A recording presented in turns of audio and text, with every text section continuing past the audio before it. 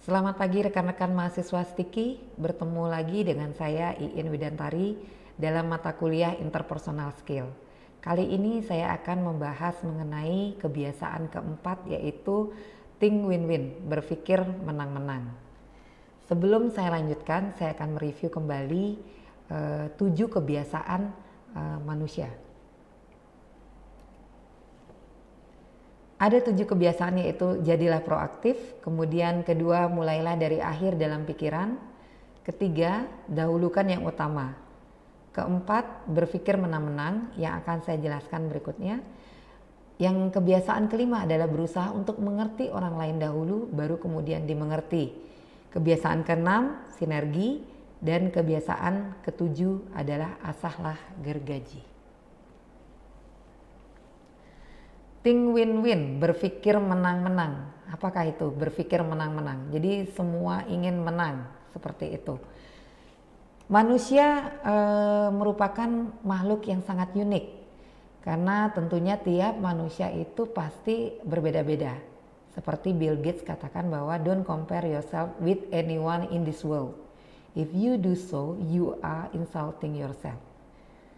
Karena alasan ini bahwa setiap orang itu di dunia ini tidak ada yang sama.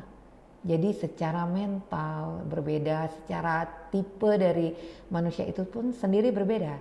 Pikiran mereka, pengetahuan mereka, bagaimana latar belakang keluarganya, bagaimana keuangannya, skill mereka, dan banyak sekali perbedaan dari manusia satu dengan manusia yang lain. Berpikir menang-menang ini adalah menang-menang bukanlah suatu teknik, melainkan filosofi dari interaksi manusia. Berpikir menang-menang yaitu dalam kehidupan bagaimana untuk berpikir menang ataupun sebanding, dan tidak perlu untuk menjatuhkan atau membiarkan salah satu jatuh maupun gagal. Jadi kerangka berpikir ini adalah terus mencari keuntungan bersama dalam sebuah interaksi, sehingga paradigma ini mengandung bahwa kehidupan itu adalah menjalin antar kerjasama, bukan persaingan. Itu yang bisa kita lihat. Oke, dalam tabel keberanian dan timbang rasa ada 4, yaitu menang atau kalah, kemudian menang-menang, kalah-kalah, ataupun kalah-menang. Saya akan mencoba menjelaskan satu persatu. Menang kalah. Jika saya menang, tentunya Anda kalah. Gaya kepemimpinan ini bersifat otoriter. Saya akan mendapatkan apa yang saya inginkan, sedangkan Anda tidak dapat apa yang Anda inginkan. Kondisi menang kalah disebabkan oleh rendahnya pemahaman toleransi dari diri individu dan tingginya keberanian dalam menampilkan atau menonjolkan diri. Pada sifat menang kalah itu, ego dari manusia itu muncul dan mendominasi hal tersebut, sehingga toleransi sangatlah kurang.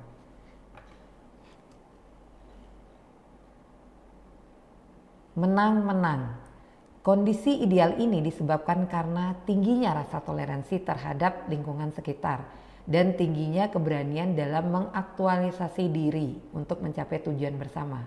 Menang-menang menciptakan suasana menang bersama. Jadi orang yang memilih untuk menang dan memastikan orang lain juga menang, itu mencari solusi yang memuaskan diri sendiri dan orang lain. Karakteristiknya adalah mencari manfaat bersama, kemudian bekerja sama bukan bersaing, kemudian lebih banyak mendengarkan, lebih lama menjalin komunikasi, dan lebih berani berkomunikasi. Pada menang-menang di sini, setiap orang berusaha untuk bertoleransi dengan pendapat maupun ide dari seseorang ketika mereka menemukan bahwa saling menguntungkan itu merupakan toleransi yang sangat tinggi. Kita lanjut ke kalah menang. Apa itu kalah menang? Kalah menang lebih buruk dari menang kalah. Tindakan menyerah atau mengalah. Orang yang menang kalah menyukai orang kalah menang. Nah, kondisi ini diakibatkan karena tingginya rasa toleransi terhadap orang lain dan rendahnya keberanian untuk mengaktualisasi diri. Individu dalam kondisi ini seperti tidak memiliki tujuan dan mimpi dalam hidupnya. Jadi ketika kalah menang biasanya sudah mengalah, give up, seperti itu. Jadi lebih menyerahkan ke orang lain. Jadi tidak mempunyai pendirian, tidak mempunyai suatu tujuan yang jelas dari dirinya sendiri. Karakteristiknya yaitu tidak menyuarakan standar tuntutan harapan apapun dari siapapun. Mudah membuat senang orang lain dan cenderung mengalah. 3. Menimbun banyak unek-unek perasaan. Jadi kalah menang ini walaupun toleransinya sangat tinggi, tidak bagus buat dirinya sendiri karena dia menyimpan unek-unek yang tidak dia bisa sampaikan.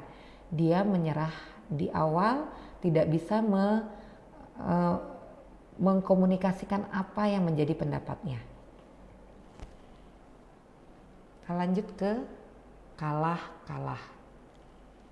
Ketika posisi menang atau kalah bertemu dan bertekad kuat, keras kepala, sehingga hasilnya menjadi kalah-kalah. Kalah-kalah adalah filosofi dari seseorang yang sangat ketergantungan, tanpa arahan dari dalam diri, kemudian dalam diri yang menderita dan berpikir bahwa orang lain juga harus menderita sepertinya.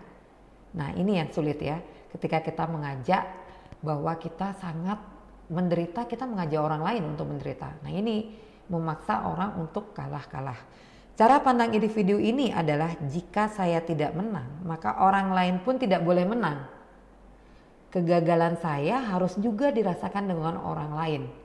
Nah, ini benar-benar sangat menyiksa orang tersebut. Karakteristiknya yaitu sangat tergantung kepada orang lain. Tidak mempunyai pendirian sama sekali, tidak mempunyai ide, semuanya mengikuti arus orang lain, entah itu bagus maupun jelek buat dia maupun buat orang lain. Sama artinya dengan tidak menang, karena tak seorang pun mendapatkan manfaat, karena semuanya kalah, tidak ada yang mendapatkan keuntungan dari hasil yang diharapkan. Akibat jangka panjang dari kondisi menang kalah, kalah menang, atau sekedar menang. Nah, ini kalah-kalah ini merupakan akibat jangka panjang dari usaha yang menang kalah maupun kalah menang. Kalah-kalah akan memberikan hasil yang tidak maksimal bagi setiap orang dan tidak akan memberikan suatu keuntungan sama sekali buat orang tersebut. Jadi, mengapa kita penting berpikir menang-menang? Karena ketika kita berpikir menang-menang, kedua belah pihak yaitu kita maupun orang lain mendapatkan keuntungan yang sama. Jadi dengan kerjasama kita mendapatkan suatu ide-ide yang lebih kreatif untuk menghasilkan atau menyelesaikan suatu permasalahan maupun persoalan. Jadi kita harus bisa membuat diri kita berada di posisi menang-menang. Dengan kita merasa menang dan orang lain pun menang, kehidupan kita pun serasa lebih nyaman, walaupun kadang-kadang itu memberikan suatu kesempatan kepada orang lain untuk berusaha membuat ide mereka untuk diterima. Tetapi pada saat kita membuat solusi yang benar dengan musyawarah, dengan menghasilkan hasil yang bagus, menang-menang akan terwujud. Nah, bagaimana langkah menang-menang itu sendiri? Kita bisa memposisikan diri kita di posisi orang lain. Lihatlah masalah dari sudut pandang pihak lain. Ketika kita mengerti dan peduli dengan orang lain, kita bisa melihat apa sih permasalahan yang ada. Sering kita berasumsi bahwa kita lebih memahami dan mengerti terhadap sebuah permasalahan. Ini membentuk mentalitas yang selalu menang dan menganggap orang lain itu sama sekali tidak tahu. Nah, itu yang berbahaya.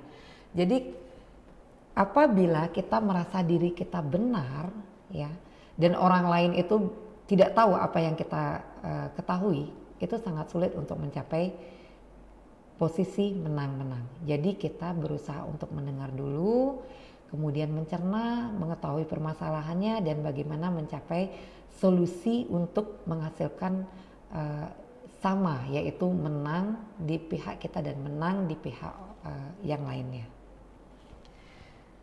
Untuk langkah menang-menang kedua yaitu identifikasi permasalahan, bukan posisi yang dipertaruhkan. Kenali persoalan dan bagaimana posisi orang-orang yang terlibat di sana itu seperti apa. Kenali permasalahan mendasar yang terjadi dan jangan sampai terjebak pada posisi dari tiap individu yang terlibat. Jadi kita berusaha tidak terpancing dari permasalahan yang ada, berusaha melihat dari satu posisi orang lain untuk bisa kita melihat apa sih yang harus kita ambil solusinya. Kemudian yang ketiga yaitu identifikasi hasil untuk kepentingan bersama. Tentukan hasil apa yang akan dapat terjadi, solusi untuk diterima oleh semuanya. Ciptakan solusi yang dapat menjamin adanya kebersamaan dan diterima oleh semua orang. Yang terakhir yaitu pikirkan kemungkinan untuk mewujudkannya. Kenalin dulu pilihan-pilihan baru sebagai alternatif. Mungkin bisa diambil untuk mencapai hasil-hasil yang diinginkan. Semakin banyak pilihan yang tercipta, maka kesempatan akan selalu menuju ke menang-menang. Sehingga siapapun akan merasa puas dan merasa menang dengan kondisi atau permasalahan yang mereka hadapi. Jadi rekan-rekan semua, berpikir menang-menang itu tidak rugi. Berpikir menang-menang semua akan merasakan, akan terjalin kerjasama dan semua merasakan kenyamanan untuk menyelesaikan suatu permasalahan. Untuk lebih lengkap kalian bisa melihat modul di interpersonal skill bagian kebiasaan keempat, yaitu berpikir menang-menang. Terima kasih dan sampai berjumpa di waktu berikutnya.